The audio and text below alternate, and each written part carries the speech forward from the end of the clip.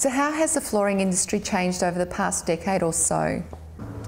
Over the last 10 to 20 years, the flooring industry in Melbourne and Australia has changed dramatically, from wall-to-wall carpets to a lot more installations of timber flooring throughout the house.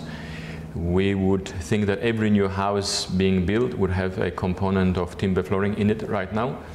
What has also changed the industry is invention of floating floors, timber floating floors, and laminate floors. There is a lot of those floors being installed. It's the fastest growing component of timber flooring, to the point where even carpet companies are getting in on the act and selling some of those products as well.